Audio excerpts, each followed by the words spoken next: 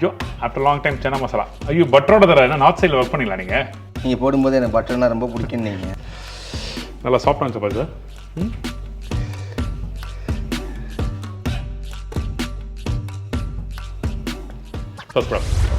வணக்கம் எல்லாருக்கும். Welcome back to chef Deena's kitchen. இன்றைக்கி நம்ம கிச்சனில் பார்க்குற ரெசிபி என்ன, ஆல் டைம் ஃபேவரட், எல்லாருக்கும் ரொம்ப ரொம்ப பிடிச்ச ஒரு ரெசிபி. அது என்ன கேட்டால் இந்த சப்பாத்திக்கு தொட்டு சாப்பிட்ற சன்னா மசாலா.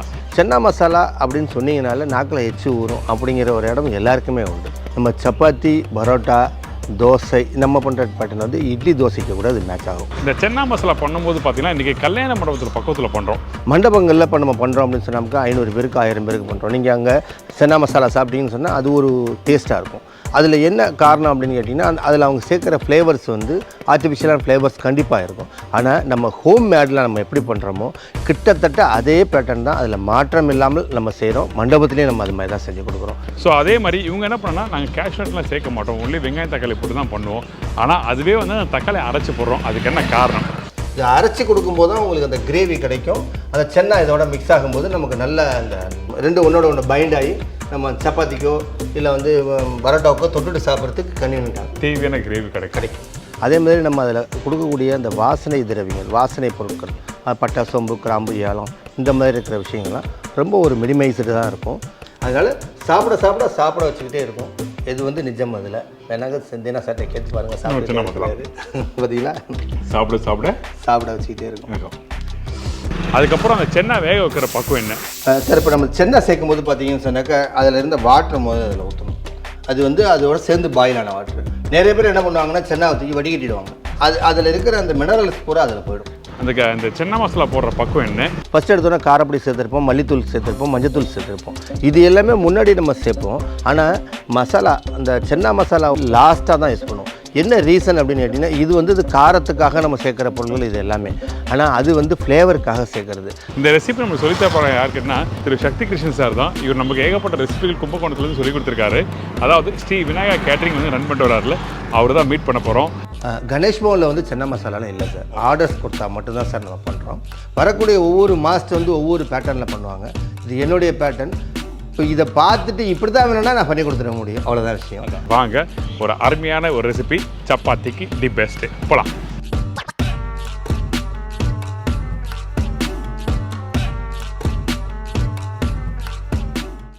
சார் வணக்கம்.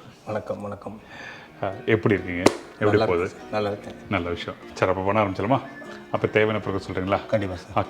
சென்னா மசாலா தேவையான பொருட்கள்: வெள்ளை மூக்கடலை 1 கிலோ, தாளிப்புக்கு வந்து பட்டை, கிராம்பு, ஏலக்காய், கல்பாசி, ஸ்டார், இது எல்லாமே வந்து 2 பீஸ், சோம்பு 1 டீஸ்பூன், வெங்காயம் 1 கிலோ, தக்காளி 1/2 கிலோ, இஞ்சி 100 கிராம், பூண்டு 50 கிராம், பச்சை மிளகா ஒரு 4 பீஸ், மஞ்சத்தூள் 25 கிராம், தனி மிளகாய்த்தூள் 4 டீஸ்பூன், மல்லித்தூள் 6 டீஸ்பூன், சென்னா மசாலா 100 கிராம், பச்சை கொத்தமல்லி 1 கைப்பிடி, உப்பு தேவையான அளவுக்கு ஆயில், வெண்ணெய் 150 கிராம்.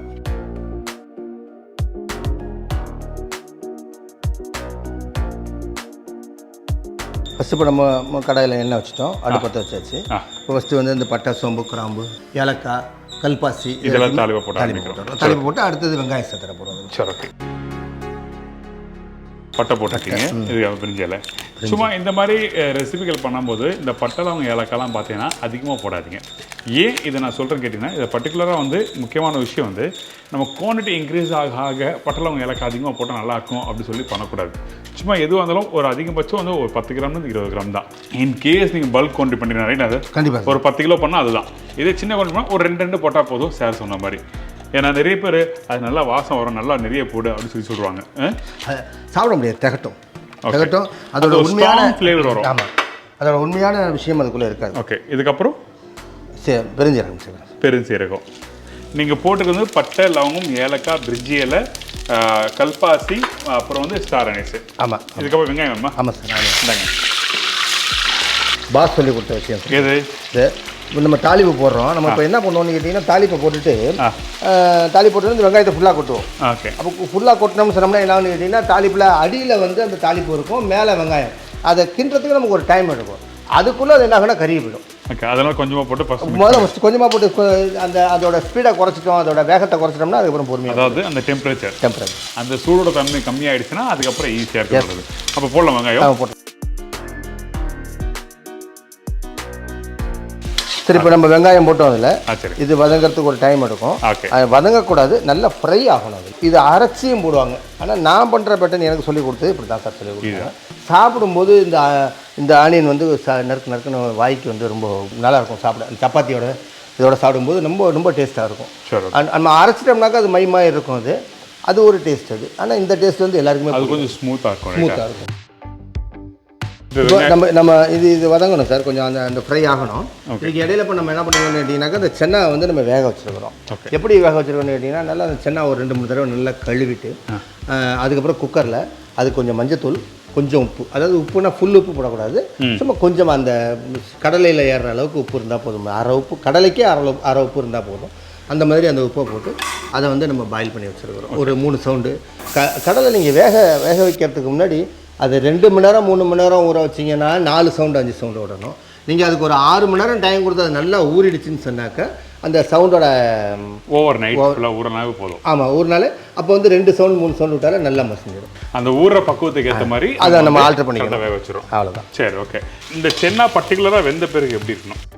அதை நசுக்கிறதுக்கு நம்ம ஒரு எஃபெக்ட் பண்ணக்கூடாது. கையை வச்ச உடனே அது உள்ள அமுகணும். பஞ்சு மாதிரி அமுகணும். இப்போ வெங்காயம் வதங்கிட்டு இருக்கு. ஆமாம் சார். எனக்கு முழுசாக வதக்கிட்டு நீ காமிக்கிறீங்களா என்ன பக்குவத்தில் வந்து இஞ்சி பூண்டு பேஸ்ட் போடணும்னு சொல்லி? அவசியம் சார், காமிக்கிறேன். சரி, ஓகே. வெங்காயம் வதங்கிட்டோம், அதுக்கப்புறம் பார்க்கலாம்.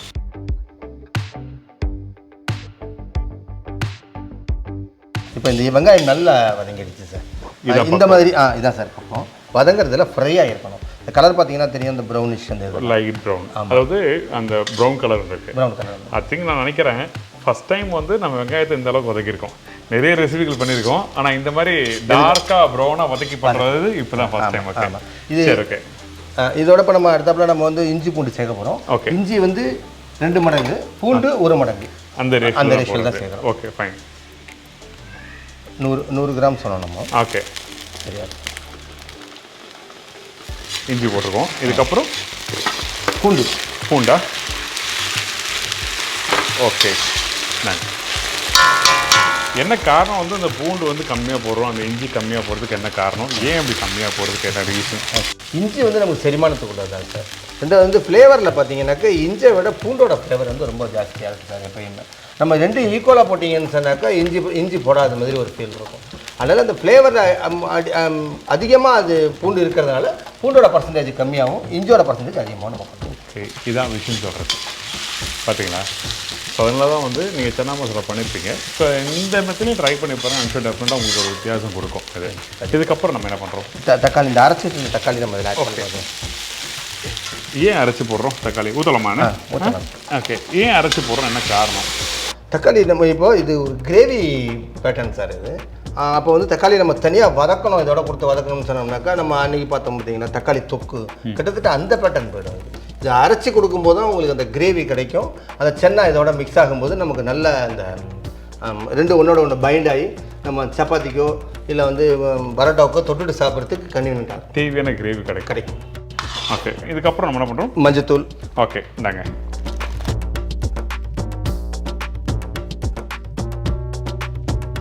மஞ்சத்தூள் போட்டாச்சு. இதுக்கப்புறம் மற்ற பொடியெல்லாம் போடலாமா? ஆமாம் சார், எல்லாமே போடலாம். ஓகே. இப்போ இந்த சென்னா மசாலும் இப்போ ஒன்றா போட்டுங்களா இல்லை கடைசியாக போடுங்களா? சென்னா மசாலா கடைசியாக. என்ன காரணம்? உங்ககிட்ட என்ன பதில் வந்து பார்க்கலாம். ஏன்னா நானும் சென்னா மசாலா ஆசை தான் போடுவேன். ரீசனல் அது ஆக்சுவலாக சார் இந்த மசாலா பவுடர் எல்லாமே எப்பயுமே எப்படி பேக்கிங் பண்ணலான்னு கேட்டிங்கன்னா நல்லா ஃப்ரை பண்ணிவிட்டு அதுக்கப்புறம் தான் பவுடர் பண்ணி பேக் பண்ணுறாங்க. அதுக்கப்புறம் அதை குக் பண்ணுங்கிற அவசியம் முதல்ல கிடையாது. ரெண்டாவது விஷயம் என்னென்னு கேட்டிங்கன்னா அது வந்து ஃப்ளேவருக்காக ஆட் பண்ணக்கூடிய ஒரு விஷயம் தான். சென்னா மசாலா பவுடர் நம்ம கடைசியாக போட்டு மிக்ஸ் பண்ணும்போது என்னென்னு கேட்டிங்கன்னா அதில் இருக்கிற ஃப்ளேவர் வெளிலக்கூடாது. அதுக்குள்ளேயே அது அடங்கணும் அப்படின்னு சொன்னோம்னாக்கா அது கொதி வாங்கக்கூடாது. இது கரெக்டான விஷயம். நம்ம வந்து ஆக்சுவலாக பார்த்தீங்கன்னா நீங்கள் வீட்டில் பண்ணும்போது வந்து சாம்பார் கூட பண்ணும்போது மேம்பொடி சொல்லி மேலே போடுவாங்க. அந்த மாதிரி சென்னா மசாலா 90% ரெடியான போய் கடைசியாக போடணும். அப்போ தான் அந்த வாசத்தை நல்லா எடுத்து கொடுக்கும். இதான் விஷயம். இதுக்கப்புறம் டீஃபால்ட்டாக மல்லித்தூள் தான் கேட்பீங்க, எனக்கு தெரியும். எனக்கு ஆமாம்.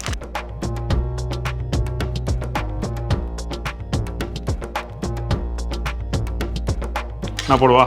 போடுங்க. எவ்வளோ போடணும் சொல்லுங்கள்? போடுங்க. ஒரு 6 டீஸ்பூன் போதுமா? இன்னும் கொஞ்சம் சார். ஓகே இன்னும் கொஞ்சம். Okay okay fine. இப்போ மசாலா போட்டாச்சு, இதுக்கப்புறம் நம்ம என்ன பண்ணுறோம்? இது நல்லா குக் ஆகணும் சார். ஓகே. அந்த பச்சை வாசனை மாறினதுக்கப்புறம் நம்ம இதிலேருந்து இந்த சென்னா நம்ம வேக வச்சுருக்கோம்ல, அதில் ஒரு பாதி சென்னாவை முழுசாகும், பாதி சென்னாவை நல்லா கொஞ்சம் லைட்டாக மசிஞ்சு போடும். ஓகே, அவ்வளோதான் சார். சரி, ஓகே. அப்போ அதுக்கப்புறம் கடைசியாக வந்து அந்த சென்னா மசாலா பவுடர் போட்டு இறக்க பேக் பண்ணிடுறோம். கரெக்டாக மசாலா குக் பண்ணி முடிச்ச பிறகு அந்த பக்குவத்தை காமிங்க.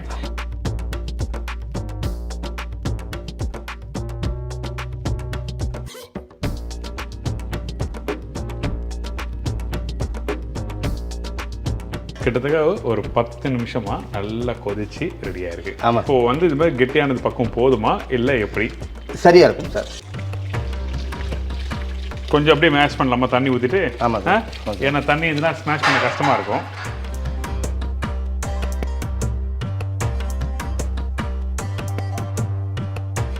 இப்போ இது நிறையா இருக்கிறதுனால சார் இது மாதிரி ஒரு பாத்திரத்தை வச்சு மசிச்சாரு. இது நம்ம குறைவாக இருக்கும்போது சும்மா கையாலே அப்படி நம்ம மசிச்சு விட்டோம்னாலே போனோம். இன்னொன்று அவர் சார் சொன்ன மாதிரி பாருங்க, அந்த சென்னை வெந்த பக்குவத்தை பாருங்க, இங்கே பாருங்க. எஸ். அப்படி லைட்டாக எடுத்தால் அந்த பஞ்சு போல இந்த பக்குவம். எஸ். ஃபைன். ஏன் சொல்கிறேன்னா, இந்த சென்னை வேக வைக்கும்போது வந்து அந்த பக்குவம் ரொம்ப ரொம்ப முக்கியம். அப்போ தான் அந்த மசாலா சேர்த்து சாப்பிடும்போது நல்லாயிருக்கும். டன். சார், இப்போ நம்ம சென்னை சேர்க்கும் போது பார்த்தீங்கன்னு சொன்னாக்கா அதில் இருந்த வாட்டர் முதல்ல அதில் ஊற்றணும். அது வந்து அதோட சேர்ந்து பாயிலான வாட்டர். நிறைய பேர் என்ன பண்ணுவாங்கன்னா சென்னாவை தூக்கி வடிகட்டிடுவாங்க. வடிகட்டிட்டு இந்த சென்னாவை மட்டும் மசிச்சதுக்குள்ளே போடுவாங்க. பண்ணலாம், அது மாதிரி ஒன்றும் தப்பு கிடையாது. ஆனால் அதில் இருக்கிற அந்த மினரல்ஸ் பூரா அதில் போயிடும். அந்த சத்து இல்லைன்னா அது நல்லா இருக்காது. இன்னொரு அந்த டேஸ்ட்டும் கொடுக்காது. அதனால தான் வேக வச்சா அந்த சென்னா மசாலோட தண்ணி வந்து ரொம்ப ரொம்ப முக்கியம். அதை யூஸ் பண்ணணும். ஓகே, இதுக்கப்புறம் நம்ம என்ன பண்ணுறோம்? சார், இப்போ நம்ம இது கொதி வரணும். அதுக்கு முன்னாடி நம்ம கொஞ்சம் உப்பு சேர்க்கணும், சேர்த்துக்கலாம் சார். அதாவது சென்னை வேக வைக்கும்போது கொஞ்சம் உப்பு போட்டோம், அதுக்கப்புறம் வந்து இந்த இடத்துல கொஞ்சம் உப்பு போட்டுருக்கோம்.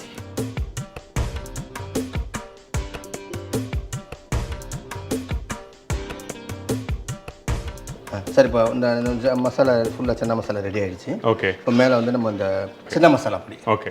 அதாவது அந்த சென்னாவும் அந்த வெங்காயம் தக்காளி மசாலா எல்லாமே நல்லா மிக்ஸ் ஆகி போயிட்டு ரெடியாக இருக்குது. இது கொஞ்சம் கிரேவி அதிகமாக வச்சுருக்கேன் நான், பார்த்தீங்கன்னா தெரியும். ஓகே.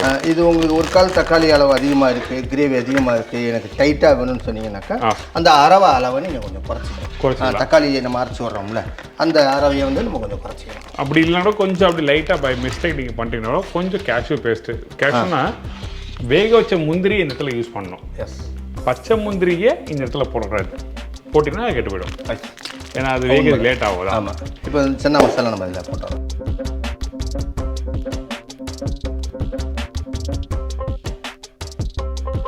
சென்னா மசாலா போட்டோம், ஸ்டவ் ஆஃப் பண்ணிட்டோம்.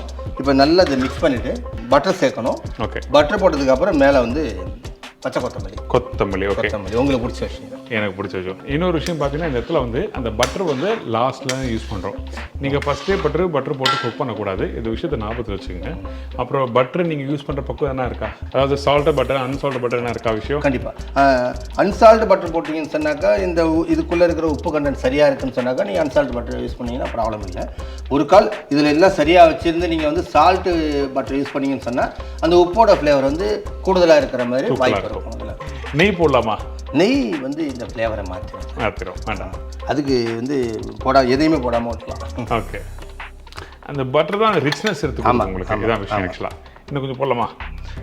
கொஞ்சம் நானாக சாப்பிடுவோம், பட்டர் நிறைய போட்டு சாப்பிடுவேன். அவ்வளோதானே. அப்போ தான் எல்லாத்தையும் போட்டுறேன். சரி, ஓகேடா. நம்ம 100 கிராம் சொல்லியிருந்தோம். போதும் நான் சொன்ன சொல்லி போகிறோம்டா. பட்டர் வந்து டேஸ்ட்டை மாற்றாது சார். காரத்தை வேணால் குறைக்கும். அதில் இருக்கிற டேஸ்ட்டை நமக்கு எந்த இடத்துலையும் பட்டர் வந்து மாற்றாது சார். ஓகே. கொத்தமல்லி எப்படி போடுவா? போட்டலாங்க. ஃபைன். Almost done. சூப்பர். இப்போ என்ன பண்ணணும்? அவ்வளோதான் சார். கடாயை மாற்றிட வேண்டியது. எப்போ போல என் வேலை. ஆமாம். நான் சொல்ல மாட்டேன். எனக்கு சப்பாத்தி சைட் டிஷ்னு சொன்னேன். சப்பாத்தியோடு வந்துருக்கு. நல்லா சாஃப்டான சப்பாத்தி போட்டிருக்காரு. அவங்க கடையில் போய் டக்குன்னு எடுத்து வந்து வச்சுருக்காரு. இதுக்கு சப்பாத்தி தான் மேட்ச் ஆகணும்னு ஒரு முடிவு பண்ணிட்டார். நான் இட்லி தோசைன்னு சொன்னவர் இட்லி தோசை கேட்க வேண்டியது. நான் கேட்டாரா? கேட்கல. சப்பாத்தி சொல்கிறீங்க. அதுதான். அதாவது சப்பாத்தி. ஆனால் உண்மையாகவே side dish for good for வந்து சென்னா மசாலா வந்து சப்பாத்தி, புல்கா, ஸ்டஃப்டு பரோட்டா அந்த மாதிரிலாம். ஸ்டஃப்டு பரோட்டா செகண்ட் ஆப்ஷன் தான். சரிங்களா? ஓகே, கொடுங்க சார். ஐயோ, ஆஃப்டர் லாங் டைம் சென்னா மசாலா. ஐயோ, பட்டரோட தர என்ன நார்த் சைடில் ஒர்க் பண்ணிடலாம் நீங்கள். நீங்கள் போடும்போது எனக்கு பட்டர்னா ரொம்ப பிடிக்கும். நீங்கள் இல்லை உங்கள்கிட்ட ஒரு பேர் வாங்குறதுக்கு ஒரு ஆசைப்பட்டு நான் இந்த மும்பைலாம் ஒர்க் பண்ணும்போது அங்கே பார்த்தீங்கன்னா கொஞ்சம் லச்சானின்னு கொஞ்சம் ஸ்லைஸு கொஞ்சம் சென்னா பட்டர் வச்சுருவாங்க. அப்படி சாப்பிடுவோம், சூப்பராக இருக்கும். நைஸ். நல்லா சாஃப்டான சப்பாத்தி தான்.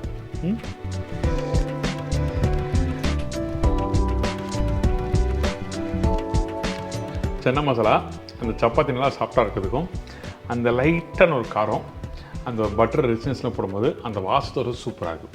இன்னொன்று வந்து நல்ல கிரேவி தாராளமாக இருக்குது. சப்பாத்தியோட மிக்ஸ் பண்ணி சாப்பிட்றது ஈஸியாக. அதாவது அந்த சென்னா மட்டும் தெரியாமல் அந்த கிரேவியோட சேர்த்து சாப்பிடும்போது ரொம்ப சூப்பராக இருக்குது. Very good, nice.